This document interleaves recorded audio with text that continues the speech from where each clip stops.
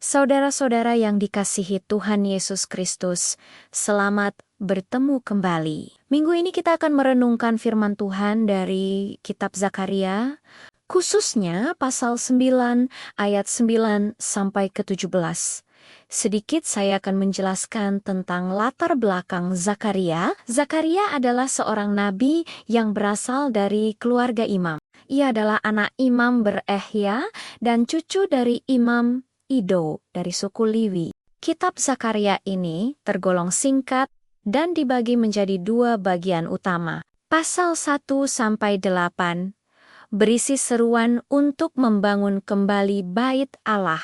Sementara pasal 9 sampai 14 berisi nubuat tentang kedatangan Yesus Kristus. Konteks saat Zakaria bernubuat sangat penting untuk kita pahami. Saat itu, umat Israel baru saja pulang dari pembuangan. Namun, semangat mereka padam. Mereka merasa apatis, putus asa, dan bait Allah pun masih berupa puing-puing, belum dibangun kembali. Di tengah situasi yang suram inilah, Zakaria datang membawa firman Tuhan untuk membangkitkan kembali semangat umat Yehuda. Pesan utamanya ada di ayat 9 yang berbunyi, "Bersorak-soraklah dengan nyaring. Hai puteri Sion, bersorak-sorailah, hai puteri Yerusalem. Lihat, rajamu datang kepadamu. Ia adil dan jaya.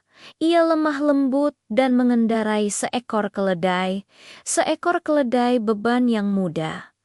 Siapakah raja yang dinubuatkan ini? Tentu, ini menunjuk kepada Tuhan kita Yesus Kristus. Zakaria menggambarkan raja ini dengan karakter yang luar biasa, adil, jaya atau penuh kemenangan, dan lemah lembut. Ini sangat kontras dengan raja-raja dunia pada masa itu. Raja-raja dunia seringkali datang dengan kuda perang, simbol kekuasaan, kekuatan militer, dan penaklukan. Namun, raja yang dinubuatkan ini, Sang Mesias, datang dengan sifat yang berbeda. Ia rendah hati, sederhana, dan membawa damai. Simbol kerendahan hati ini adalah seekor keledai. Mungkin kita bertanya, mengapa keledai? Keledai bukanlah hewan yang lemah.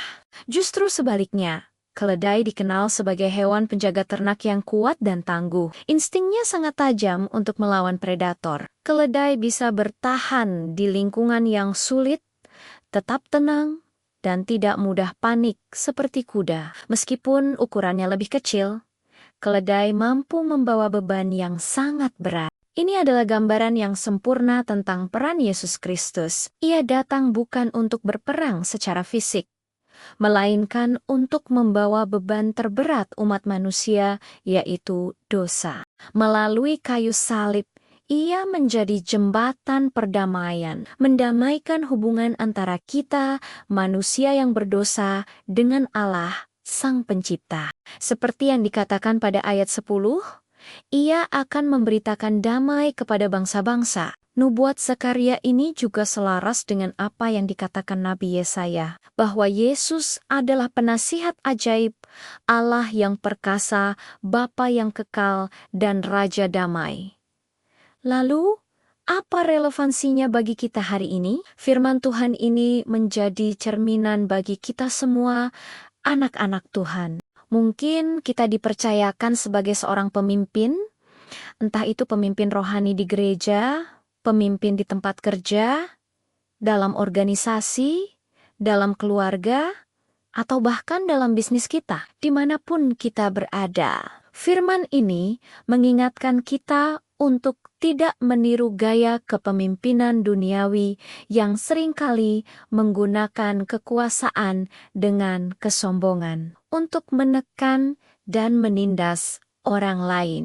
Sebaliknya, marilah kita memiliki karakter kepemimpinan seperti Yesus Kristus. Mari kita menjadi pemimpin yang membawa sukacita dan damai, yang melindungi rekan-rekan kita, dan menegakkan keadilan, serta selalu rendah hati dalam setiap tindakan. Kepemimpinan Yesus terbukti membawa pengaruh yang luar biasa dari zaman ke zaman. Mari kita meneladaninya, berusaha untuk menjadi segambar dan serupa dengan Bapa kita di sorga dalam sikap dan perbuatan kita sehari-hari. Terima kasih telah bergabung dalam renungan singkat ini. Kiranya firman Tuhan ini memberkati dan menguatkan kita semua. Tuhan Yesus memberkati. Amin.